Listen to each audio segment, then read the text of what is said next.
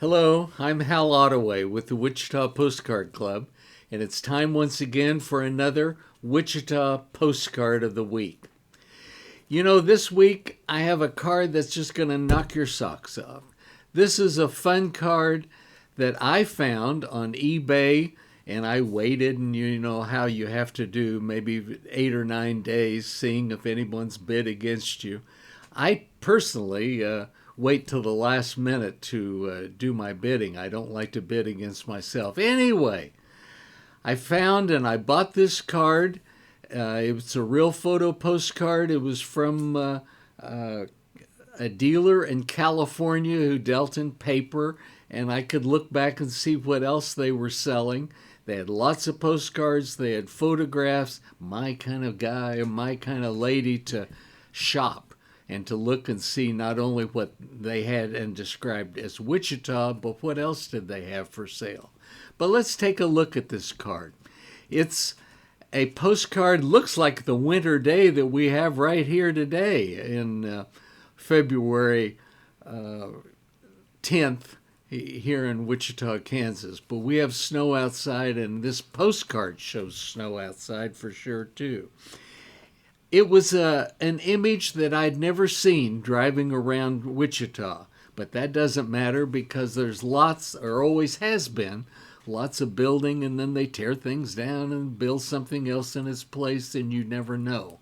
But after all, it was advertised as being a Wichita postcard, and their reason for doing that was that it was mail from Wichita. But let's look first at this image.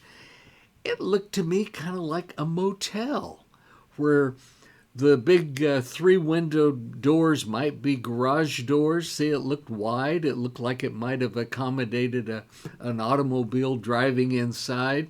And then the two little dark doors or windows next to these garage sections might have been an entryway. They're in the snow. Looks like maybe they were. Anyway, it looks like 1, 2, 3, 4 sets of windows with this garage feeling. But, you know, as I was shopping and looking at the card on eBay, I thought, well, it probably is a motel that I just didn't know about. So that was fine. I went ahead and bought the card, and maybe others knew more than I did, but I was the only bidder, so I didn't have to up my bid any. I got it for the opening bid, which was friendly enough. Then, when the card arrived, I was able to turn it over and look more carefully at the reverse side. And there's a number of things to look at here. First of all, it's the postmark there at the center top, and it says Wichita, Kansas, June 26, 5 p.m., 1939. I looked that up, and that was 82 years ago. Neat. Here the stamp being used as a penny stamp. For a long time, postcards were penny postcards, they would call them as far as stamp-wise. In the message part here, you can see it's addressed to Silverman Brothers Jewelers in Fayetteville, Arkansas. And the message side says, many thanks for your kind reorders of May 31st, Billy, and then this last name, of the House of Pakula. And I always want to say Joe Palooka or Palooka, but it's Pakula. We'll remember all of these little hints. Let's look closer at the left part. Okay, I want you to look at Billy's last name. It looks at first glance like this might be Miluc or IE. Look, that last letter looks like an E. But if you go up 1 or 2 lines and look at the word orders, you see that the E in orders is different than what it is on his signature, Billy's signature. And so that was a part of a problem. Well, I didn't have a 1939 city directory, but I had one for 37 or 38, I think, and I looked and I couldn't find anything for this house of Pakula or this name, Billy's and his last name, in the city directory.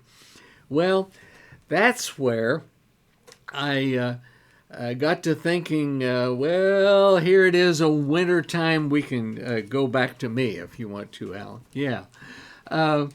This is a wintertime experience, and the snow's on the ground, and my friend Mike Maxton is probably at home and might enjoy this challenge. So I took pictures of both sides of the postcard, and I sent it to Mike. And he wrote right back, said, "Oh, this is great. It'll give me something to do," and blah, blah, blah.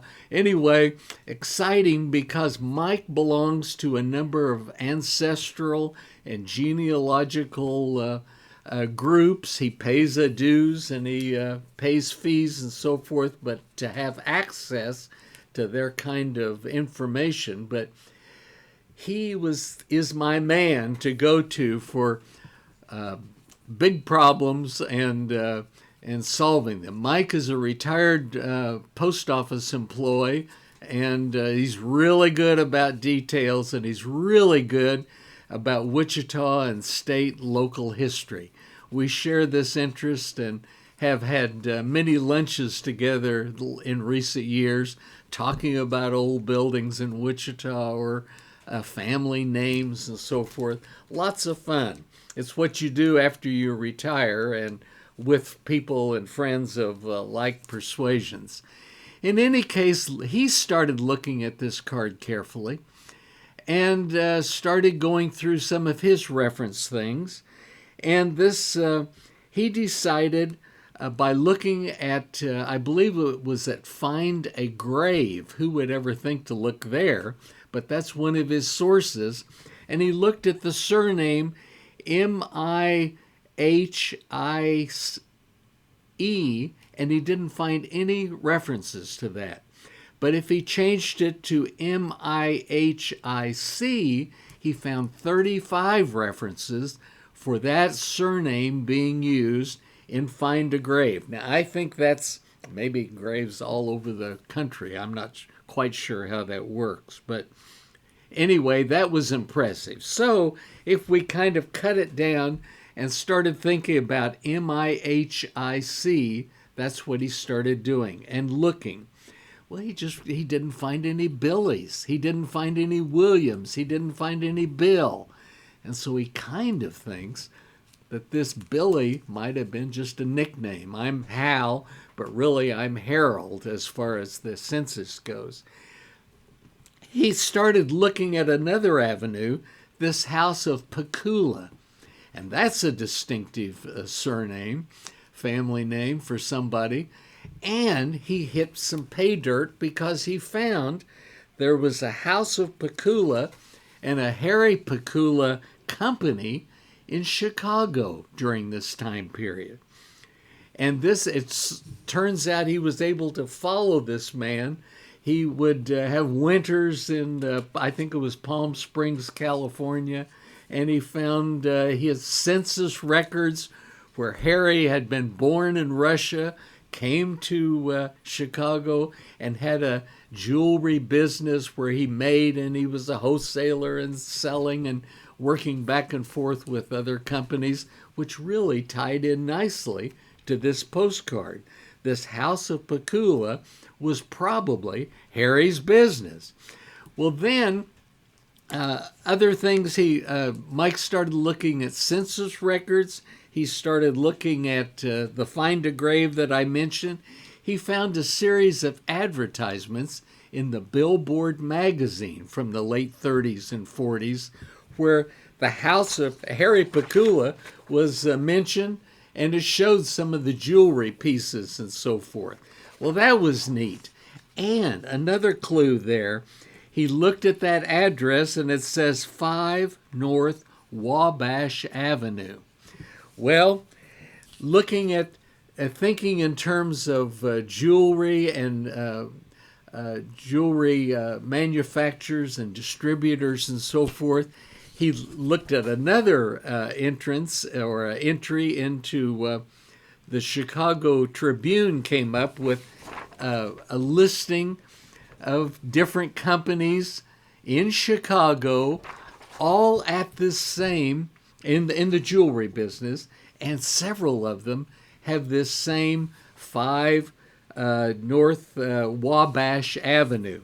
Well, that probably explains this postcard with these 4 or 5 structures, these buildings. All of these jewelry people probably shared the same mailing address, but had their own little businesses in those in this structure.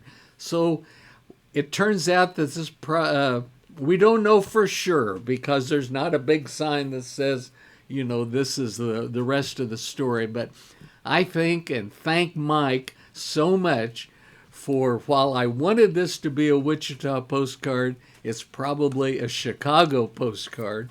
And I bet I'll be able to find a Chicago collector someday who will be thrilled as I was thinking that this was Wichita, but he'll be thrilled to have this interesting architectural featured string of businesses and building here.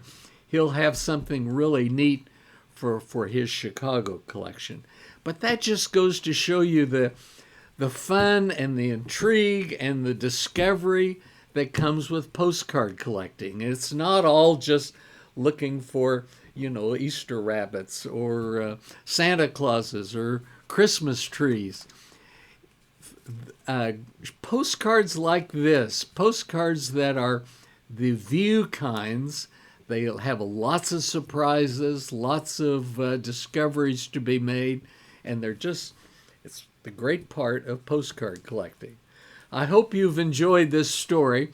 And by the way, I'm always reminded that if you do like this presentation that we do weekly, please like us on Facebook and on YouTube, and this would help increase those numbers for us. We have a lot of fun doing them and thinking ahead and preparing for them. So we appreciate your looking every week and enjoying it with us too. And thanks so much, and we'll see you next time. Bye-bye.